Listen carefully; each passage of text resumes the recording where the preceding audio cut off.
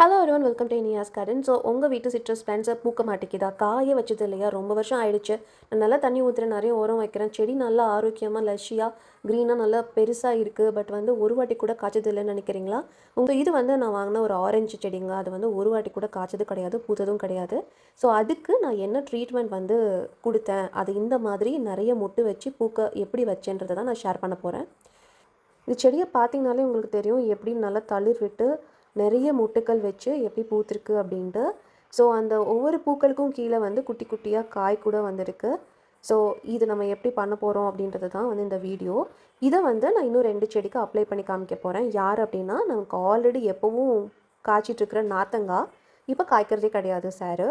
இவர் மட்டும் இல்லை, இன்னும் பக்கத்தில் இந்த விரல் நீளத்துக்கு ஒரு ஆரஞ்சு இருக்கும் இல்லையா, குட்டி குட்டியாக, அந்த சாரும் காய்க்கிறதே கிடையாது. ஸோ 2 பேருக்கும் ஒரு பனிஷ்மெண்ட்டாக நான் என்ன பண்ணிட்டேன் அப்படின்னா நம்ம தண்ணியை ஊற்ற போகிறது கிடையாது, நல்லா காய விட போகிறோம். ஸோ அதுக்கு பேர் தான் ட்ரை ஸ்பெல். ஸோ தண்ணியும் ஊற்றக்கூடாது, எந்த உரமும் கொடுக்கக்கூடாது, அதை அப்படியே போட்டுருங்க. இப்போ நீங்கள் பார்த்தீங்கனாலே தெரியும் அந்த சாயில் எப்படி இருக்குது பாருங்கள், காஞ்சி போய் இருக்குது. இந்த சாயிலையும் பாருங்கள், இதுவும் நல்லா காஞ்சி போய் இருக்குது. செடியை பார்த்தீங்கன்னா நல்லா தான் இருக்குது, லஷ்ஷியாக இருக்குது. பட் காயிற மாதிரி இருந்துச்சுன்னா கண்டிப்பாக தண்ணி ஊற்றிடுங்க. ரொம்ப ஊற்றாதீங்க, மீடியமாக ஊற்றிக்கோங்க. ஏன்னா நம்மளோட இன்டென்ஷன் செடியை கருக வைக்கிறது கிடையாது, பூக்க வைக்கிறது தான். ஸோ இப்போ ஃபஸ்ட்டு டே தண்ணி ஊற்றாதீங்க. அதிலேருந்து 3 days தண்ணியே ஊற்றாதீங்க. 3rd டே நல்லா இந்த மாதிரி ப்ரூன் பண்ணி விட்டுருங்க. ப்ரூன் பண்ணும்போது எப்போவும் 45 டிகிரி கட் தான் பண்ணணும். ஏன்னா நீங்கள் ஸ்ட்ரெயிட்டாக கட் பண்ணிங்கன்னா நிறைய பூச்சி தாக்குதலோ இன்ஃபெக்ஷன்ஸோ வர சான்சஸ் நிறைய இருக்குது டேரெக்டாக.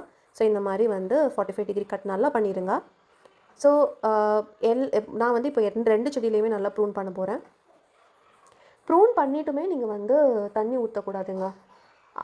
அதாவது நான் சொன்ன மாதிரி தான், செடி காஞ்சிச்சின்னா தண்ணி ஊற்றிக்கோங்க, அப்படி இல்லைனா தண்ணியும் ஊற்றாதீங்க. நல்லா தளிர் வரும், நிறைய தளிர் வருங்க. அத்தனை தளிர்லையும் உங்களுக்கு நிறைய மொட்டு வச்சு பூ பூக்குன்னு ஆல்ரெடி காட்டின மாதிரி. ஸோ உங்களுக்கு பூ பூக்க ஆரம்பிச்சிருச்சு அப்படின்னா தண்ணி ஊற்ற ஆரம்பிச்சிடணும்.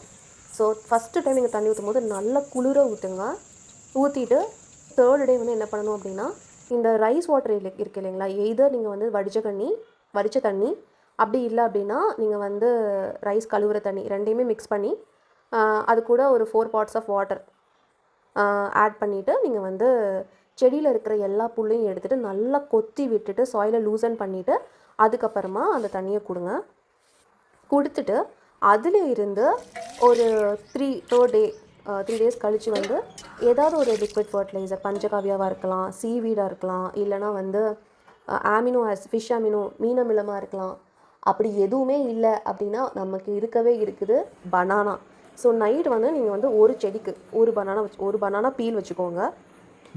அதை ஒரு 1 லிட்டர் வாட்டரில் போட்டுட்டு அடுத்த நாள் அந்த தண்ணியை அப்படியே அந்த செடிக்கு கொடுத்துருங்க. அவ்வளோதான். ஸோ இது போதும். அதுக்கப்புறம் கொஞ்ச நாள் வெயிட் பண்ணுங்கள். அந்த காய் நெல்லிக்காய் சைஸ்க்கு வரும் இல்லையா, அப்போ நீங்கள் ஒரு கைப்பிடி வேர்மி கம்போஸ்ட் கொடுங்க, இல்லைனா கவ் மேன்யூர் கொடுங்க, கோட் மேன்யூர் கொடுங்க, ஏதோ ஒன்று, ஆனால் ஒரு கைப்பிடி. இதே நீங்கள் வேர்மி கம்போஸ்ட் பேக்கெட் கடையிலேருந்து வாங்குறீங்க அப்படின்னா 1 ஸ்பூன் போதும், கொடுத்துட்டு விட்டுருங்க. அது கூட நீங்கள் எதுவுமே கொடுக்காதீங்க. இதுக்கு இடையில தயவுசெய்து இந்த பெஸ்டிசைடு எதுவுமே போடாதீங்க, ஃபாலியர் ஸ்ப்ரே எதுவுமே பண்ணாதீங்க. அதுக்கப்புறம் நீம் ஆயிலோ நீம் கேக்கோ எதுவுமே கொடுக்காது. அதாவது ஹீட் ப்ரொடியூஸ் ஆகிற மாதிரி எதுவுமே கொடுக்காதீங்க. நீங்கள் அப்படி கொடுத்தீங்க அப்படின்னா பூக்கள் எல்லாமே கருகி காஞ்சி உதிர்ந்துடும். ஸோ அந்த மாதிரி பண்ணாதீங்க. ஸோ இது மட்டுமே போதுமானது, உங்களுக்கு இதுக்கே நிறைய காய் வரும். ட்ரை பண்ணி பாருங்கள். இப்போ ஸோ நீங்களும் ட்ரை பண்ணிவிட்டு எனக்கு கமெண்ட் பண்ணுங்கள். நம்மளோட கம்யூனிட்டி போஸ்ட்டில் உங்களுக்கு இதே மாதிரி காய் பிடிச்சிது, பூ பூத்திருக்கு அப்படின்னா கண்டிப்பாக கமெண்ட் பண்ணுங்கள். Happy gardening.